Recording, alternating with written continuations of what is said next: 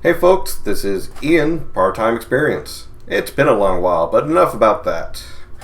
So, I wanted to give an update as to the campaign that I've had for the last almost 4 years now. It has been going on for quite some time. So, for the update, because I have talked about this group before, but it's just been so long, the players are Edgar Draken, Varys Redhook, Vortal Chask, Bamuj Wittick, and Andre, Friend of Gnomes. So, what's been going on? Well, after becoming Lords of Gotham, they chose the city name, essentially minor lords in the Elorian court, they decided to essentially travel on to Talnion, Edgar's home kingdom, to try and settle the civil war there, but for the most part, get his family to safety, as they are still there. They recently rescued his father and found that he doesn't know where the other siblings are because, well, he purposely made sure that he didn't know, just in case they tried to torture him or read his mind. So, that's going to be a bit of an adventure for them. But the players in general have discovered a lot of things as of late, such as our dear friend Edgar. Edgar has learned not only the fates of his family as far as them being scattered around and being in danger, essentially. He has discovered that the kingdom that he grew up in is torn in half by civil war and are essentially at each other's throats. And that his family has been dragged through the mud, branded as traitors by the North, and, essentially pinned the blame on for everything that's happened. So, Edgar is rightfully angry, not only at the person who screwed him over and left him for dead, but also the person who apparently is pulling the strings behind the curtain. Then there's Varys Redhook, who recently found out that he is the cloned son of the legendary thief, Oric, and that he every now and then has small visions of his past life, but he doesn't seem to recall them, as he mostly grew up as Varys Redhook, not as whoever this son was. And that is something that's slowly having to essentially come to terms with. And when his soul mends and all of his memories return, who will he be? Will he be Varys, or the son of the legendary Oric? Then there's Vortal, who quite literally spit in the eye of God. Well, rather, one of the gods. His god, Modaris, the Red Sun, the god of knowledge. His mortal enemy is Velth of the Pale Realm, another god. A heretical god of sorts, because they are not part of the pantheon and they are not openly worshipped.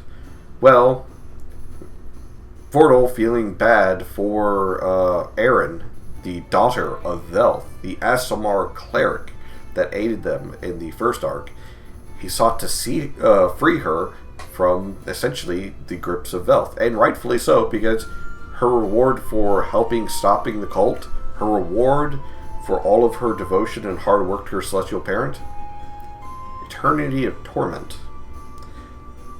So Vortal conspired with the angels underneath his god to essentially get her out, and eventually did. But now he has an angry god after him, and the fact that he hasn't been on the ground for a while has been his saving grace as to whether that god shows up again in a new avatar. He's waiting for you. But now Aaron, free of that, is powerless, a fallen Asimar, and is coming to terms with being powerless. Bamuj Wittick, what can be said about Bamuj? I swear to God, he's almost running a pet store with how many stuff that he collects. Wow. Bamuj Wittick. I hate to say it, buddy, but you might become the next Herald if Rogai ever bites the dust.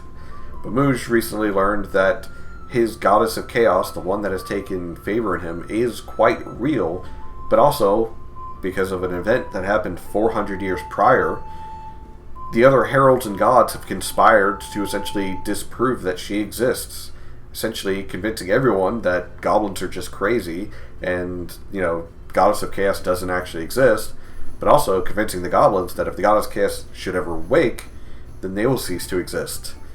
And it's caused a very big problem for Babuj, as he has certainly got the attention of the Goddess of Chaos. And, yeah, we're going to see how that goes. But the good news is, I'm sure it'll turn out fine. Andre the half-orc. Andre the friend of gnomes. Andre the herald to the Stormfather. He has started coming more into what his duties are as a herald, because he is quite literally a herald. He is there to spread the word of the Stormfather, who is a god of storms and of forges, and essentially try and grow his god's ranking, and to eventually perhaps maybe becoming one of the divines, one of the main members of the Pantheon.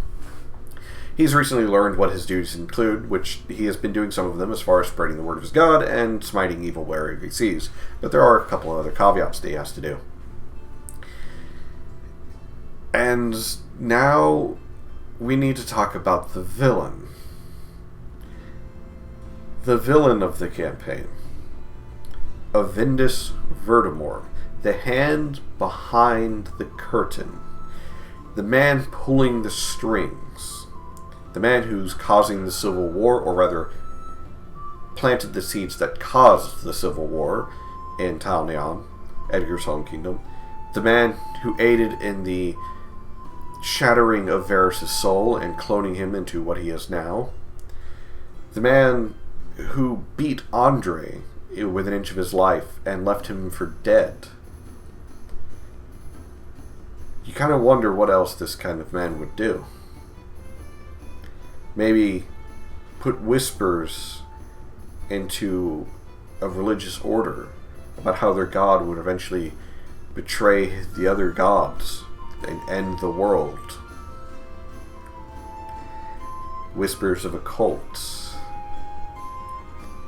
Perhaps he'd modify the memories of some poor humans to where they would adopt a hobgoblin child, even though the Goblin Blood War was just a short few years prior, and everyone was fearful of goblins and goblin kind.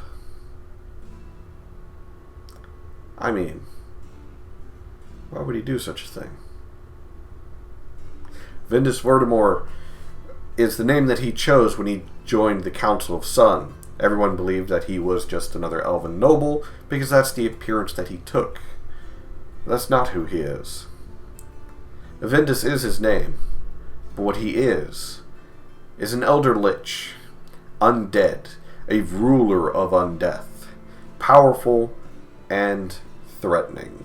He's taunted the players multiple times throughout a lot of the sessions, especially with this second campaign arc, when they became aware of him and when he became aware of them.